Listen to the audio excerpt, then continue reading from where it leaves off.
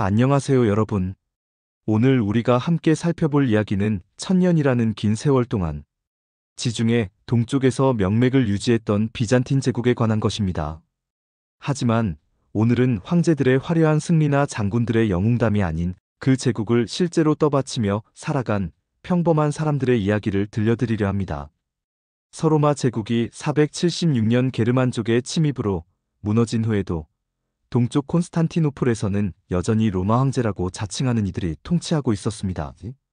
우리가 지금 비잔틴 제국이라고 부르는 이 나라는 무려 1000년이라는 경이로운 기간 동안 존속했죠.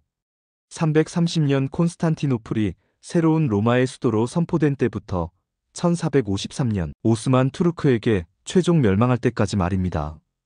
하지만 누가 이 거대한 제국을 1000년 동안 지탱했을까요?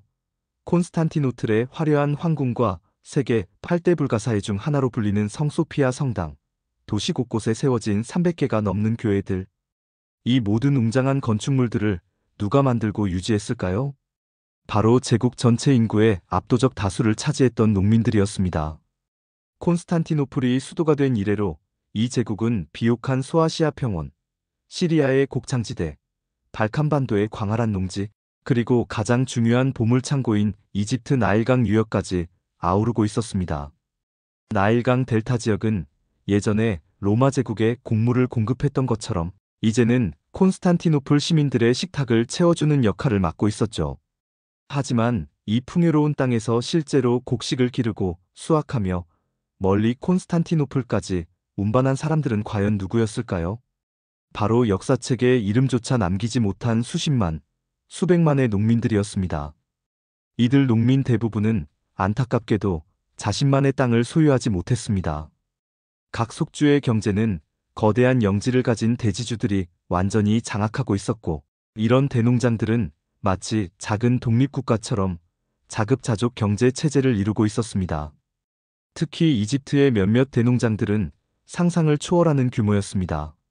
자체 경찰력과 재판소는 물론이고 심지어 사설 군대와 정교한 우편 시스템까지 갖추고 있었거든요. 말 그대로 농장 안의 작은 왕국이었던 셈입니다. 7세기 비잔틴 제국의 독립소농들은 매일 아침 동이 트면 여전히 황소가 끄는 가벼운 쟁기로 메마른 밭을 갈아야 합니다. 그런데 놀랍게도 그 농기구는 1000년 전 조상들이 쓰던 것과 전혀 다르지 않아요. 말이 있긴 하지만 목을 조르는 구식 마구 때문에 두 마리가 겨우 500kg 정도밖에 끌 수 없었어요. 만약 후대에 개선된 마구를 사용했다면 4에서 5배는 더 끌 수 있었을 텐데 말이죠. 이것이 바로 비잔틴 제국의 가장 큰 모순이었습니다. 제국은 1000년이라는 긴 세월 동안 존재했지만 정작 제국의 생명줄이었던 농업기술에서는 거의 발전이 없었거든요. 12세기까지도 여전히 동물의 목을 조르는 방식의 마구를 사용했는데 이 때문에 두 마리 말의 운반 능력이 현대 기준으로는 5분의 1 수준에 불과했습니다. 이런 원시적인 농업 방식 때문에 농민들이 아무리 새벽부터 밤늦게까지 허리가 부러져라 일해도 수확량은 늘 비슷했습니다. 농민들이 아무리 허리띠를 졸라매고 절약해도 국가 운영과 지배계층의 사치를 위한 잉여 생산물은 좀처럼 늘어나지 않았어요. 그런데 여기서 끝이 아니었습니다.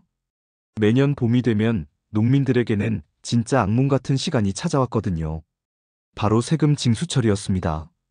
당시의 한 기록을 보면 잔혹하고 탐욕스러운 세리들이 병사 집단을 이끌고 농촌 마을로 들이닥쳤다고 되어 있습니다. 이들의 방문은 마을 사람들에게는 그야말로 재앙과 같았어요. 세금을 제때 내지 못한 농민은 그 자리에서 무자비한 매질을 당했고 집과 밭, 가축까지 모조리 압류당했습니다. 더 심각한 경우에는 감옥에 끌려가거나 끔찍한 고문을 당해야 했죠. 특히 키프로스 섬에서 벌어진 일은 당시 세금 징수가 얼마나 잔혹했는지를 보여주는 극단적인 사례입니다. 12세기 기록에 따르면 세금을 내지 못한 농민들에게 굶주린 갯대를 풀어놓았다는 충격적인 내용까지 남아있을 정도니까요. 농민들의 처지는 정말 절망적이었습니다. 최고의 풍년이 들어도 겨우 세금을 낼 수 있을 정도였어요. 만약 가뭄이나 홍수, 병충해 등으로 흉년이라도 든다면 아무리 부지런하고 성실한 농민이라도 결국에는 조상 대대로 일궈온 땅을 팔고 고향을 등져야 했습니다. 견딜 수 없었던 농민들은 결국 어떤 선택을 했을까요? 놀랍게도 그들은 자발적으로 대지주들의 보호 아래로 들어갔습니다. 독립농민으로서의 자유를 완전히 포기하고 사실상 농노가 되는 길을 택한 거죠. 이러한 선택은 농민들에게는 생존을 위한 마지막 수단이었습니다. 독립소농으로서는 도저히 감당할 수 없는 세금 부담과 관료들의 가혹한 착취를 피하기 위해 그들은 자유를 포기하는 대가로 최소한의 생존을 보장받는 거래를 한 것이었죠. 대지주들의 영지는 정말로 독립국가나 다름없었습니다. 자체적인 법정과 경찰력을 갖추고 있었고 심지어 체계적인 우편 시스템까지 운영했어요. 농민들은 이런 영지의 소작인이 되어 지주에게 농산물의 상당 부분을 바치고 각종 부역에 동원되어야 했습니다. 하지만 적어도 국가의 무자비한 세리들과 그들이 이끄는 병사들로부터는 벗어날 수 있었죠. 흥미로운 사실 하나는 932년에 일어난 대규모 농민 반란이 위대한 귀족 가문이 자손이라고 거짓으로 자처한 사기꾼에 의해 이끌어졌다는 점입니다. 이는 당시 농민들조차 자신들만의 힘으로는 기존 체제에 저항할 수 없다고 체념하고 있었다는 것을 보여주는 슬픈 증거였어요. 그렇다면 농촌을 떠나 도시로 온 사람들의 삶은 어땠을까요? 콘스탄티노플의 눈부신 화려함 이면에는 주민 대중의 극심한 가난이 자리 잡고 있었습니다. 콘스탄티노플은 12세기까지도 유럽에서 가장 큰 도시 중 하나였습니다. 당시 런던, 파리, 로마의 인구를 모두 합친 것보다도 더 많은 사람들이 이 거대한 도시에서 살고 있었죠. 하지만 이 인구 대부분은 극도의 빈곤에 시달리고 있었습니다. 도시 빈민들의 주거 환경을 살펴보면 정말 참혹합니다. 대부분의 시민들이 허름한 공동주택이나 판잣집 같은 오두막에 살았으며 상당수 주민들이 한겨울에도 길거리에서 노숙을 해야 했습니다. 황금빛 돔이 찬란하게 빛나는 성 소피아 성당이 훤히 내려다 보이는 도시에서 정작 그 도시를 실제로 움직이는 사람들은 추위에 떨며 길거리에서 잠을 자야 했던 거예요. 그나마 황제는 도시 대중들의 불만과 분노를 달래기 위해 정부 예산으로 값싼 곡물을 배급해줬습니다. 하지만 이것도 근본적인 해결책과는 거리가 멀었어요. 이런 임시 방편적인 배급 제도는 당장의 굶주림은 해결해 줄 수 있었지만 빈곤의 구조적 원인은 전혀 건드리지 못했거든요. 비잔틴 제국의 지배층은 정말로 영리했습니다. 그들은 민중들의 분노와 불만을 엉뚱한 곳으로 돌리는 교묘한 방법을 찾아냈거든요. 바로 히포드롬이라는 거대한 원형 경기장을 이용한 것이었습니다. 경마나 전차 경기가 열릴 때마다 수만 명의 관중들은 녹색과 청색, 두 분파로 나뉘어 광적으로 응원했어요. 각자 자신이 지지하는 팀의 색깔에 맞는 옷을 입고 목청껏 소리를 지르며 응원하다가 급기야는 상대편 지지자들과 주먹다짐까지 벌였습니다.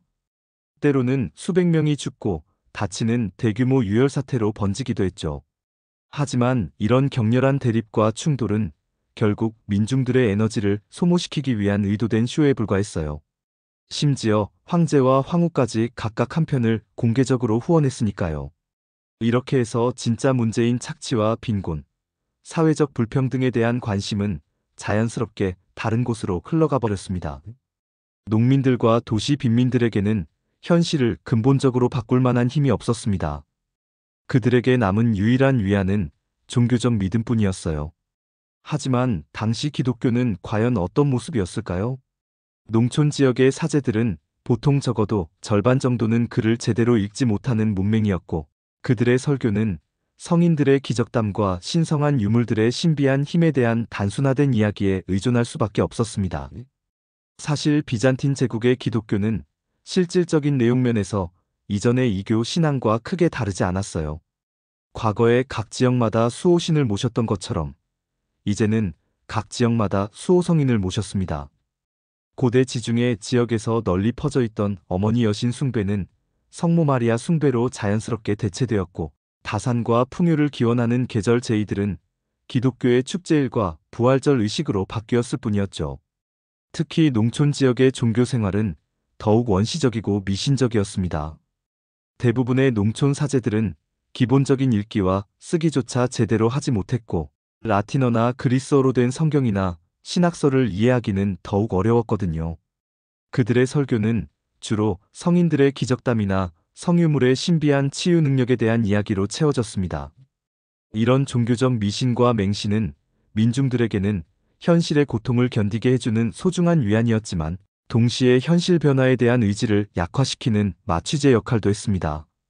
현세의 고통과 불의는 하나님의 시험이고, 이를 참고 견디면 내세에서 영원한 보상을 받게 될 것이라는 믿음은 현재의 불이한 사회구조에 순응하게 만드는 강력한 도구였거든요.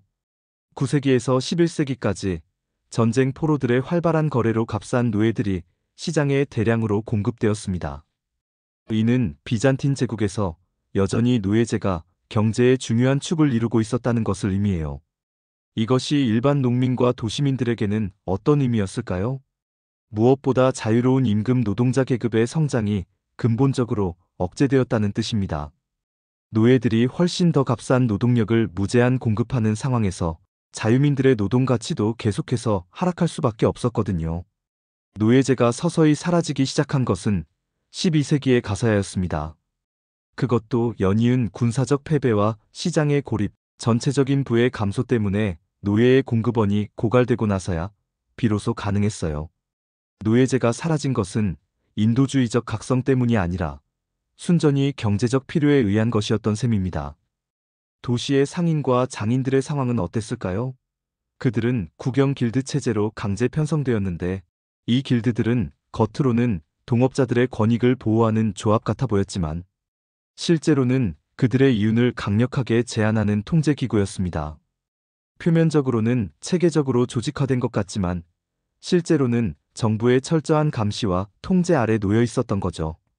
이로 인해 강력한 상인 계급의 성장이 크게 지체되었고, 떠오르는 새로운 무역 시장들을 외국 상인들에게 빼앗기게 되었으며, 이는 제국 전체를 더욱 약화시키는 결과를 낳았습니다. 당시 여성들의 삶은 또 어떠했을까요? 덕망 있는 여성들은 결코 베일을 쓰지 않은 채로는 거리에 나오는 일이 없었습니다. 엄격한 격리 정책과 사회적 제약 때문이었어요. 하지만 동시에 매춘업도 대규모로 성행했습니다. 이는 당시 사회에 이중적인 도덕 기준이 존재했다는 것을 보여줍니다. 부유한 가문의 여성들은 집안에 갇혀서 외부 세계와 완전히 차단된 채 살아야 했고, 반면 가난한 여성들은 생존을 위해 자신의 몸을 상품으로 팔아야 하는 처지에 내몰려 있었던 거죠. 8세기 비잔틴 제국의 형벌 제도를 살펴보면 당시 일반 민중들의 삶이 얼마나 참혹했는지를 짐작할 수 있습니다. 혀와 손과 코를 베어내는 것이 공식적인 형벌 체계의 일부였거든요. 더욱 충격적인 것은 교회마저도 이런 야만적인 잔혹함을 종교적으로 정당화했다는 점입니다. 혀가 잘린 죄인이라도 회개할 시간은 여전히 남아있기 때문에 이런 형벌이 오히려 자비로운 것이라고 주장했으니까요. 6세기 유스티니아누스 황제가 제국 최후의 영광을 재현하려 했을 때의 이야기도 빼놓을 수 없습니다. 서부 정복 전쟁을 벌이고 성소피아 성당을 재건했을 때 그 천문학적인 비용은 과연 누가 부담했을까요? 수많은 군대 유지비와 갑작스런 대규모 건설 사업, 황궁과 교회의 사치스러운 장식 때문에 제국의 모든 부가 사회의 최상층으로 빨려 올라갔습니다. 결국 농민들의 끝없는 궁핍과 속주 도시들에 거주하는 가난한 주민들의 불만이 폭발했어요. 제국 전역의 모든 도시에서 경쟁하는 정치적 분파들 사이에 격렬한 유혈 충돌이 연이어 일어났습니다. 종교적 획일성을 강제하려는 정책들은 상황을 더욱 악화시켰어요. 유대인, 단성론자, 아리우스주의자, 네스토리우스파 등에 대한 피비린내 나는 종교적 박해가 끊임없이 반복되었습니다. 민중들은 종교적 차이 때문에 서로를 적대하게 되었고, 정작 자신들을 착취하는 진짜적은 보지 못했어요. 7세기의 페르시아군, 아랍군, 슬라브족들이 차례로 침입해왔을 때 제국은 민중들로부터 별다른 지지를 받지 못했습니다. 당연한 일이었죠. 1000년 동안 착취와 억압만 당해온 농민들이 왜 그 제국을 목숨 걸고 지키려고 했겠어요. 제국은 콘스탄티노플과 소아시아 일부만을 남기고 대부분의 영토를 상실했습니다. 콘스탄티노플의 인구도 크게 줄어들었어요. 축소된 제국의 지배자들은 생존을 위해 새로운 방법을 시도했습니다. 국경 지방의 대토지를 작은 구획으로 나누어 병사들에게 분배해 준 거예요. 이를 통해 제국을 방어할 민병대와 확실한 징세 기반을 동시에 확보하려고 했습니다. 처음에는 희망적으로 보였어요. 농민들이 다시 독립적인 소농이 될 기회를 얻었으니까요. 하지만 근본적인 구조적 모순은 여전히 해결되지 않았습니다. 제국은 만성적인 모순에 시달렸습니다. 한편으로는 세금을 안정적으로 거둘 수 있는 독립농민층을 육성하려 했지만, 다른 한편으로는 과도한 세금에 짓눌린 농민들이 부유하고 권력 있는 자들에게 토지를 계속 팔아넘길 수밖에 없었습니다. 결국 역사는 똑같이 반복되었어요. 새로운 소농들은 여전히 무자비한 세리들에게 시달렸고, 견디다 못해 다시 대지주들의 보호막 아래로 들어가야 했습니다. 값싼 곡물 배급 체계가 완전히 붕괴한 12세기에 이르러서야 비로소 도시 거주자들의 계급적 이익을 직접 반영한 대규모 폭동들이 일어나기 시작했습니다. 이때부터 다양한 장인들과 상인들의 길드와 연합체들이 실질적인 정치적 역할을 담당하기 시작했습니다. 드디어 민중들이 자신들만의 독립적인 조직을 만들고 목소리를 내기 시작한 거죠. 하지만 아쉽게도 너무 늦었습니다. 제국은 이미 회복할 수 없는 쇠퇴의 길로 접어든 상태였거든요. 1204년 서유럽에서 온 십자군들이 콘스탄티노플을 점령하고 닥치는 대로 약탈했습니다. 이들은 본래 목표였던 예루살렘보다 콘스탄티노플이 전리품으로는 훨씬 더 가치 있다고 냉정하게 판단했던 거죠. 1000년 동안 수백만 농민들의 피땀으로 축적된 어마어마한 부가 단 며칠 만에 서유럽 모험가들과 베네치아 상인들의 주머니로 들어갔습니다. 그 억울함과 분노가 얼마나 컸을까요? 1261년 비잔틴이 간신히 콘스탄티노플을 되찾았지만, 새로 들어선 비잔틴 국가는 이미 옛날의 위용을 완전히 상실한 상태였습니다. 그 후 250년간은 그야말로 생존을 위한 필사적인 몸부림이었어요. 1453년 마침내 오스만 투르크의 메흐메드 2세가 이끄는 대군에게 콘스탄티노플이 함락되면서 천년제국 비잔티움은 마침내 역사의 무대에서 완전히 사라졌습니다. 이제 1000년이라는 긴 세월 동안 지속된 비잔틴 제국을 민중의 시각에서 되돌아보면 과연 어떤 모습일까요?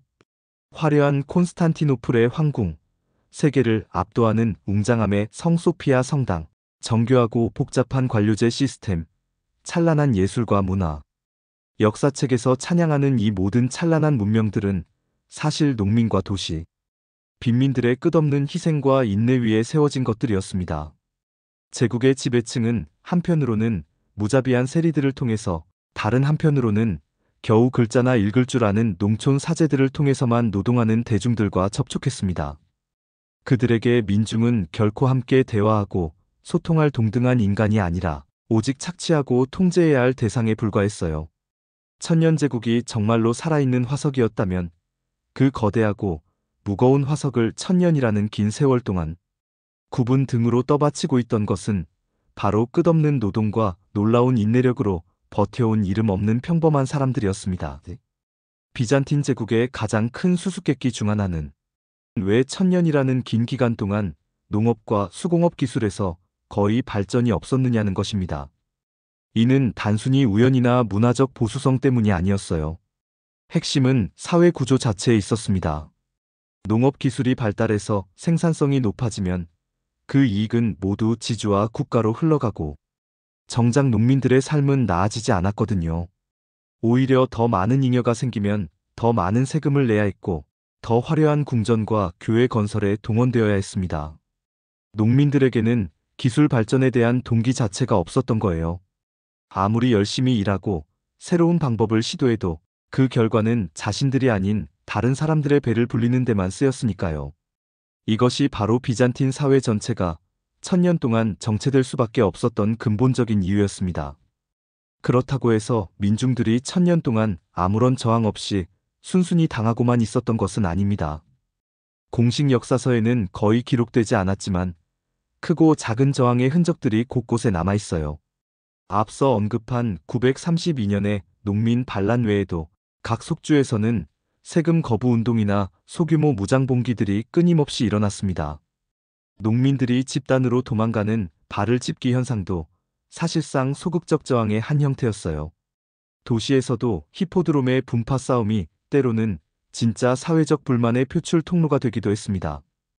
6세기 니카의 난처럼 단순한 경기 응원이 정권을 뒤흔드는 대규모 민중 봉기로 번진 사례들이 그것이죠. 비잔틴 제국 전반에 걸쳐 나타난 각종 종교적 이단들도 다시 생각해 볼 필요가 있습니다. 단성론, 성상파괴주의, 복음일파 등의 이단 종파들은 표면적으로는 신학적 논쟁처럼 보이지만 실제로는 기존 사회 질서에 대한 은밀한 저항의 성격을 갖고 있었어요. 특히 10세기부터 발칸 반도에서 크게 확산된 복음일파는 부와 권력을 거부하고 간소한 삶을 추구했는데, 이는 사실상 기존의 착취적 사회 구조에 대한 종교적 형태의 저항이었습니다. 이들이 주로 가난한 농민과 수공업자들 사이에서 지지를 받았다는 점이 그것을 증명해주죠. 공식 기록에서는 거의 드러나지 않지만 비잔틴 사회에서 여성들이 담당했던 경제적 역할도 재조명해 볼 필요가 있습니다. 농촌에서는 남성들이 전쟁에 징집되거나 도시로 일하러 나간 동안 실질적으로 농업을 이끈 것은 여성들이었어요. 도시에서도 공식적으로는 남성 중심의 길드 체제였지만 실제 생산 현장에서는 여성들의 노동력이 절대적이었습니다. 특히 방직업, 도기 제조업, 식품 가공업 등에서 여성들은 핵심적인 역할을 담당했죠. 하지만 이런 중요한 경제적 기여에도 불구하고 여성들은 법적으로나 사회적으로 남성들의 부속물 취급을 받았습니다. 재산 상속권도 제한적이었고 정치적 발언권은 아예 존재하지 않았어요. 비잔틴 제국이 최종적으로 해체되는 과정에서 흥미로운 사실이 하나 드러납니다. 많은 지역에서 민중들이 오히려 오스만 투르크의 지배를 더 선호했다는 점이에요. 이는 결코 우연이 아니었습니다. 오스만 제국의 통치가 비잔틴의 그것보다 상대적으로 관대하고 예측 가능했거든요. 특히 세금 제도가 더 체계적이고 덜 가혹했어요. 종교적 관용 정책도 비잔틴의 강압적 정교의 일원화 정책보다 훨씬 나았습니다.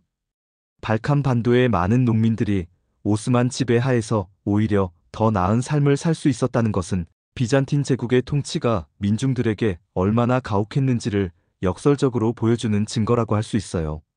1000년이라는 긴 세월 동안 지속된 비잔틴 제국의 역사를 민중의 관점에서 살펴보면 몇 가지 중요한 교훈을 얻을 수 있습니다.